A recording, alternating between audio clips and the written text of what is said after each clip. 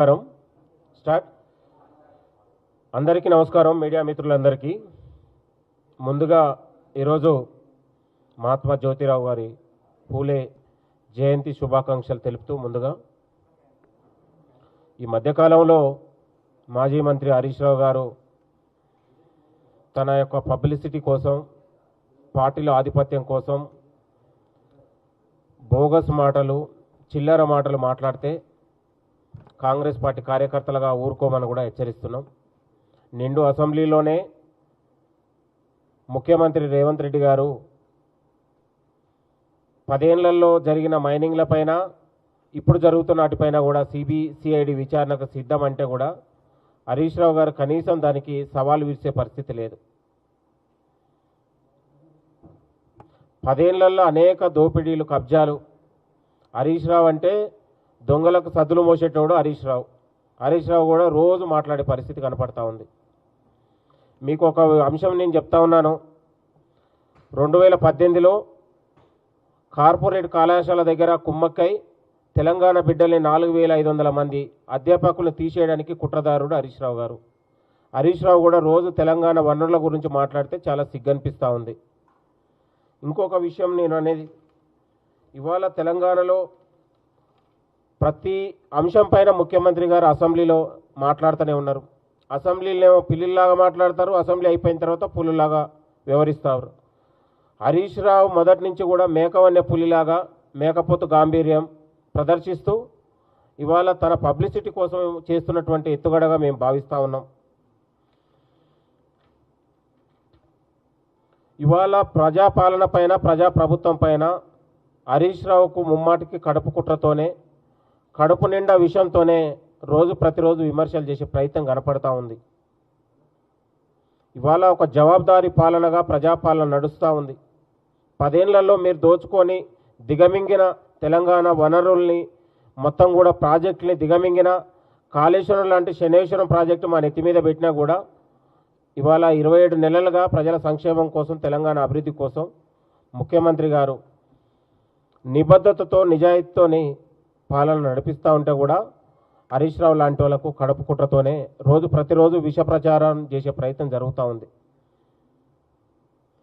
ఇవాళ ఇంకా మీరు గమనిస్తూ ఉంటే ఇంకొక 2 ఏళ్లలో హరీష్ రావు గారు, కేటీఆర్ గారు ఇక తెలంగాణ భవన్లోనే కొట్టుకునే పరిస్థితి కనపడుతుంది ఆధిపత్యం కోసం పార్టీలో. మీరందరూ గమనించండి, చూస్తుంటే కనపడతా ఉంది. ప్రతిరోజు బోగస్ మాటలు, పచ్చి అబద్ధాలు ఎందుకు మాట్లాడుతున్న పబ్లిసిటీ కోసం అంటే, ఉన్నది మొన్నట్టు సెన్సేషనల్ మాట్లాడితే మంత్రుల మీద, ముఖ్యమంత్రి మీద మాట్లాడితే పత్రికలలో, మీడియాలలో పెద్దగా రాస్తారు. పార్టీలో కూడా నాకు పేరు వస్తుందని కుతూహలంతో ఇవాళ ఒకరి బుద్ధితో మాట్లాడుతున్న మాటలుగా మేము మాట్లాడుతూ ఉన్నాం. హరీష్ రావు ఇవాళ గూడెం మైపాల్ రెడ్డి లాంటి వాడు హరీష్ రావుకు నిజాయితీ పరుడుగా మాట్లాడుతూ ఉన్నాడు. ఎంత సిగ్గు అంటే చాలా సిగ్గుచేటు. ప్రజాపాలన మరొక 2029లో రేవంత్ రెడ్డి గారి నాయకత్వంలో, మహేష్ గౌడ్ గారి సారథ్యంలో, పిసిసి చీఫ్ మహేష్ గౌడ్ గారి సారథ్యంలో 100కు 100 సీట్లు గెలిచి మళ్ళా తిరిగి అధికారంలో రాబోతా ఉంది. దీంట్లో సంకేతం ఏం లేదు, సందేహం ఏం లేదు. బరాబర్ మళ్ళీ వచ్చే ఎన్నికల్లో కాంగ్రెస్ పార్టీ అధికారంలోకి రావడం అనేది పక్కా. ఇవాళ బీఆర్ఎస్ పార్టీ ఎన్ని పగట కళలు కన్నా కూడా అది భ్రమలాగానే మిగిలిపోతుందనే విషయాన్ని మరొకసారి గమనించండి. ఇంకొక నిన్నగాక మొన్న ఒక పెద్ద ఆయన, 75 ఏళ్ల వయసు ఉన్నటువంటి పెద్ద ఆయన పార్టీలో, బీఆర్ఎస్ పార్టీలో చేరుతున్నాడు. తెలంగాణ ప్రజలందరూ నవ్వుకుంటున్నారు. 14 ఏళ్ళు బీఫామ్ ఇచ్చారు. ఇక నాలాంటి వాడైతే గాంధీ భవన్లో తల నరుక్కునేవాడిని, అంత గొప్ప అవకాశాలు ఇస్తే. 10 ఏళ్లలో మేము పార్టీ కోసం జైళ్ళు, అరెస్టులు, నిర్బంధాలు, ఎన్నో రకాల తీవ్ర ఇబ్బందులు ఎదుర్కొన్న నేటికి ఇవాళ మాకు అధికార పదవులు లేకపోయినా కూడా నిత్యం మేము పార్టీ కోసం పనిచేస్తాం. ఎక్కడ కూడా నిరాశను ఎక్కడ కూడా నాయకుల దగ్గర చూపించలే. 14 ఏళ్ళు 14 సార్లు బీఫామ్లు ఇచ్చినా కూడా ఇంకా అతనికి అధికారం మీద వ్యామోహం తగ్గలేదు. దొంగలకు సదులు మోసినట్లాగా ఆయనే దొంగలు మాట్లాడి భూ కబ్జా తెలంగాణ దోచుకున్నటువంటి వాళ్లకు ఇవాళ ఈయనే ఊతం ఇచ్చిండు. ఎంత సిగ్గుచేటండి. పొన్నాల లక్ష్మయ్యకు పట్టిన గతే జీవన్ రెడ్డికి పడుతుంది, దాంట్లో సందేహం ఏం లేదు. సిగ్గుండాలి. ఇంత వయసులో కూడా పార్టీని వీడడం అంటే, దొంగల చేరడం అంటేనే ఇవాళ తన ఆత్మగౌరవాన్ని తాకట్టు పెట్టినట్టు. చాలా అత్యంత దురదృష్టకరం. కాంగ్రెస్ పార్టీ కండువ నాయకుల జీవన్ రెడ్డి గారి మీద ఉన్న రోజులే గౌరవం. ఆ కండవ తీసేసిన తర్వాత ఏం గౌరవం ఉంటుందండి? ఇంత గొప్ప అవకాశాలు ఇచ్చింది ఆయన. ఎప్పుడు ఖాళీగా లేడు. ఎమ్మెల్సీ అయిపోయిన తర్వాత మళ్ళీ ఎమ్మెల్యే అయిపోయిన తర్వాత ఎంపీగా పోటీ చేసే అవకాశం, అసలు వరుసగా అవకాశాలు 20 ఏళ్ళ నుంచి 75 ఏళ్ళ వరకు అవకాశాలు ఇచ్చింది.